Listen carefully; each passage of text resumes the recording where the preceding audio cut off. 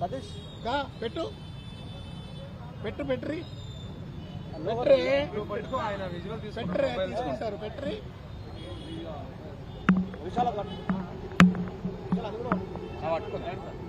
నిన్న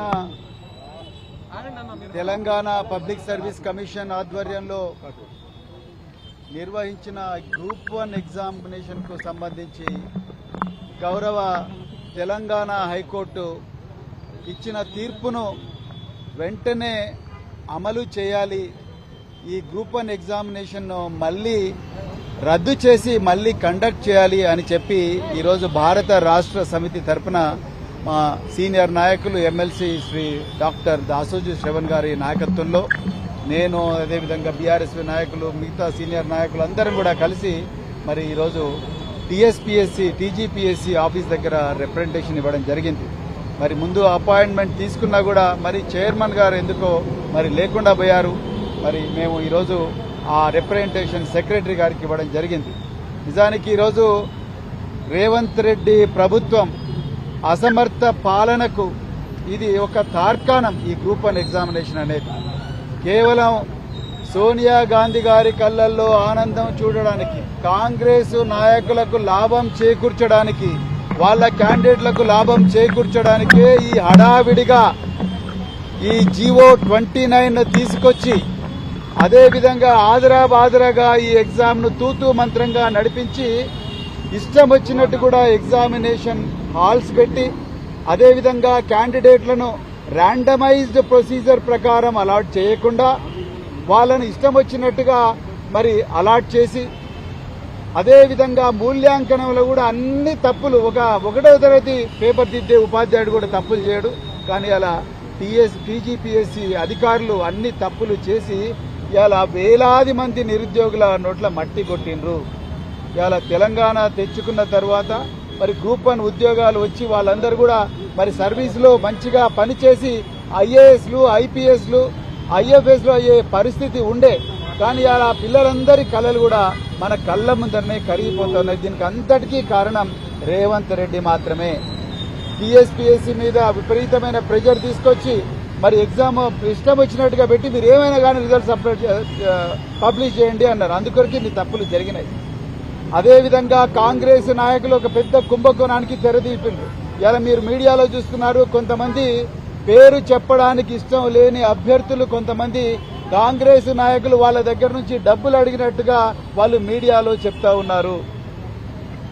ఒక ట్రాన్స్ఫర్కే మేము కాంగ్రెస్ వాళ్ళ 30 లక్షలు తీసుకుంటాము, మీరు గ్రూప్ 1 ఉద్యోగం కావాలంటే 3 కోట్ల రూపాయలన్నా ఇవ్వరా అని చెప్పి కాంగ్రెస్ నాయకులు నిరుద్యోగులతో బేరసారాలు చేస్తున్నట్టుగా కూడా మీడియాలో వార్తలు వస్తున్నాయి. అయ్యా రేవంత్ రెడ్డి గారు, మీరు సిబిఐ విచారణ జరపాల్సింది కాళేశ్వరం ప్రాజెక్టు మీద కాదు, జనాల పొట్టనిప్పే కాళేశ్వరం ప్రాజెక్టు మీద కాదు, నిరుద్యోగుల పొట్టగొట్టే ఈ ఎగ్జామినేషన్లు ఏవైతే అవకతవకలు ఉన్నాయో టీజీపీఎస్సీ వ్యవహారం మీద సిబిఐ ఎంక్వైరీ జరపాలి. నిజానికి ఇక్కడున్న ఈ కమిషన్ చైర్మన్, ఈ కమిషన్ సభ్యులు వాళ్ళ అసమర్థులని క్లియర్ గా ఇక్కడ తెలంగాణ ప్రజలకు అర్థమైపోయింది. ఎన్ని రోజులని నిరుద్యోగులను గోసపుచ్చుకుంటారు. జాబ్ క్యాలెండర్ ఇవ్వలేదు.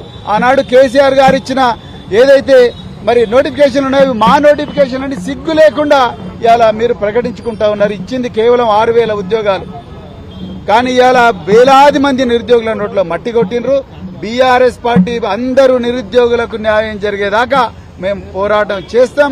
పెద్దలు కేసీఆర్ గారు ఏవైతే నిరుద్యోగుల ప్రయోజనాలు గుండెలో పెట్టుకుని కాపాడుకున్నారో, లక్షలాది మంది ఉద్యోగాలు ఇచ్చారో, మళ్లీ ఆ రోజులు వచ్చేదాకా నిరుద్యోగులకు మళ్లీ స్వర్ణయుగం వచ్చేదాకా పోరాడతాం. తప్పకుండా ఈ టీజీపీఎస్సీ వాళ్ళు మళ్లీ ఎగ్జామ్ పెట్టేదాకా ఈ బీఆర్ఎస్ పార్టీ, బీఆర్ఎస్పీ రెండు కూడా పోరాడతాయని చెప్పేసి చెప్తూ మరొకసారి మరి మా ఎమ్మెల్సీ శ్రావణ్ గారు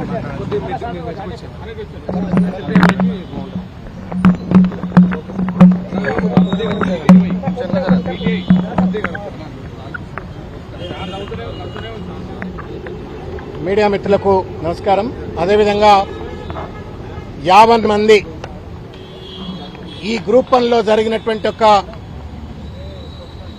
అవకతవకలకు వ్యతిరేకంగా పోరాడి న్యాయబద్ధంగా, ధర్మబద్ధంగా, రాజ్యాంగబద్ధంగా గెలిచినటువంటి విద్యార్థి నిరుద్యోగులందరికీ కూడా శిరస్సు వంచి నమస్కారం తెలియజేస్తూ కృతజ్ఞతలు తెలియజేస్తా ఉన్నాం బీఆర్ఎస్ పార్టీ తరపు నుండి.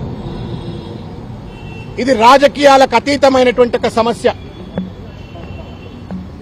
లక్షల మంది యొక్క జీవితాలతో ఇవాళ రేవంత్ రెడ్డి గారి యొక్క ప్రభుత్వం చెలగాటమాడుతూ ఇష్టం వచ్చినట్టుగా టీజీపీఎస్సీలో ఉన్నటువంటి ఒక నియమ నిబంధనలన్నీ కూడా తుంగలో తొక్కి వాళ్ళ స్వంత పరీక్ష అయినట్టుగా ఇష్టం వచ్చినట్టు నిర్వహించి ఇవాళ చేయకూడని తప్పులన్నీ కూడా చేసినారు. నిన్న హైకోర్టు